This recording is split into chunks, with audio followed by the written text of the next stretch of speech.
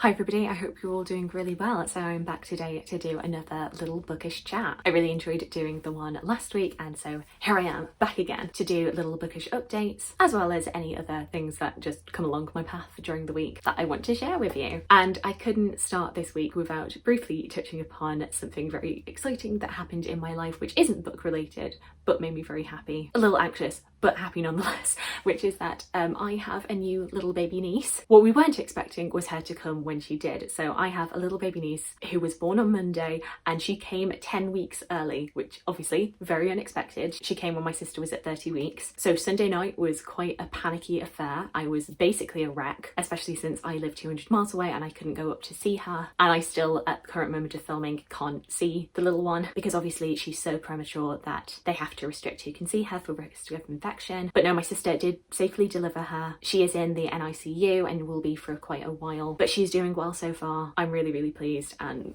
my heart is very full, as you can imagine, and I just can't wait to be able to see her. But she's such a tiny little thing. She was only 3 pounds 2 when she was born, which, you know, is on track for that week of gestation, but she's so small, so small. But yeah, that's my little emotional bit of update. Now onto the books. This week I, in the space of about 24 hours, finished off A Lady's Guide to Scandal by Sophie Irwin, a Regency romance, which I absolutely devoured. I have done a book review for this. It is really fantastic. It is kind of a spin on Persuasion by Jane Austen, but I wouldn't really rely on that to be the plot going forward. As I say, it is a spin, so it takes that plot and then kind of twists it and turns it around in a way that I found really satisfying, but I know anyone who is a purist, who is a massive fan of Persuasion, might not like. But if you are looking for a little Regency romance, then I definitely recommend this. No spice for this one. There aren't any sexy times in here, but it is very swoony. There were lots of twists and turns, some that I saw coming, some that I didn't. I just really enjoyed the romance in here. I love the characterization. Full thoughts to come in that full review,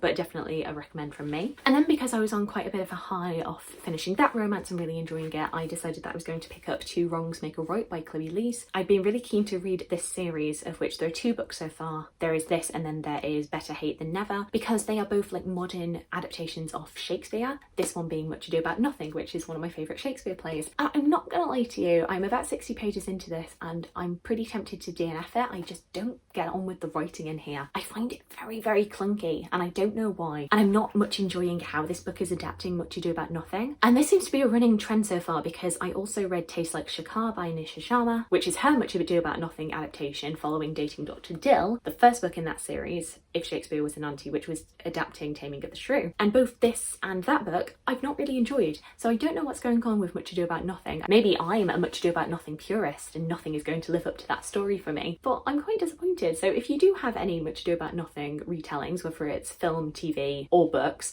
I'd love to hear from you, because so far these modern adaptations aren't really doing anything for me. A podcast update that I had to tell you about is that one of my favourite podcasts, Tudor, I Hardly Know Her, which, as you can imagine, is a Tudor history podcast, which has been on hiatus since I think October of 2019, is back, and they have started doing podcast episodes again. This is a really funny podcast where one of the hosts is a Tudor enthusiast, and she is teaching one of her friends and her husband all of these Tudor facts. And this podcast was honestly one of the things that got me into Tudor history, or I should say got me back into Tudor history after taking a little bit of a pause after my undergraduate degree. It was one of my favourite listens during my masters, and I was so sad when they went on hiatus, but obviously lives do get busy. So the fact that they are back, and they're not going to be like every single week, it might be every 2 weeks, it might be every month, but if you haven't listened to them, I'd highly recommend them. It's just a really funny, informative podcast with a lot of enthusiasm. Speaking of the Tudors, I was really excited also to see that the Wolf Hall TV series is coming back for a 2nd season and adapting The Mirror and the Light, which is the final book in the Cromwell trilogy, and it's my favourite of 3. But it's almost been 9 years, I think, since the original series, so a lot of people were like, is this gonna come back? What's going on? But there have been photos released which look really great. The costumes especially look amazing, especially the one that they have for Jane Seymour, which looks almost exactly like her portrait. And so yeah,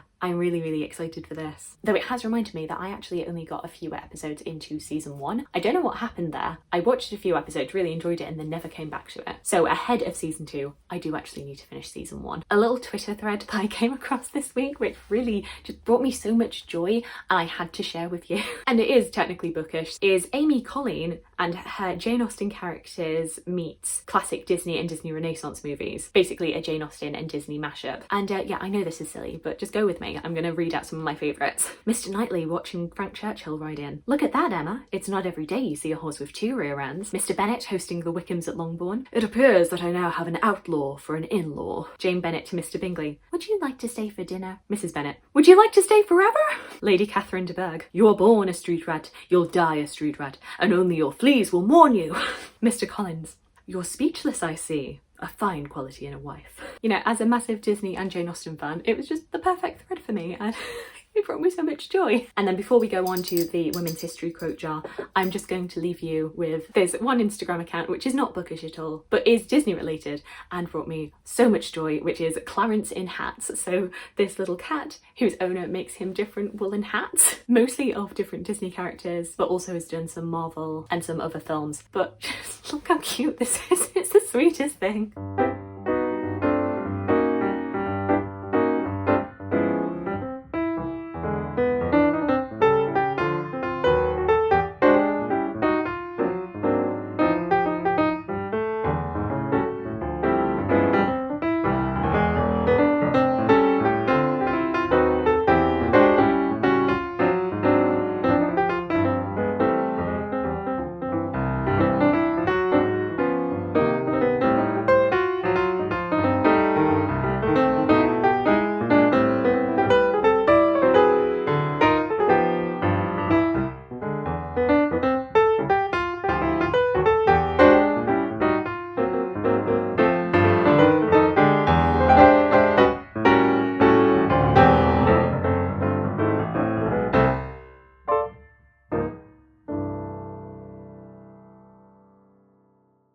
And then finally, no bookish catch-up can be complete without the Women's History quote jar. As I said last week, this was a gift from one of my best friends, and so every time we do a catch-up, I'm going to pick out one of these quotes to leave you with.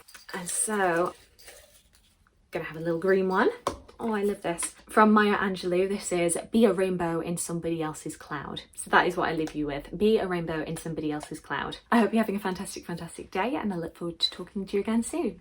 Thanks. Bye.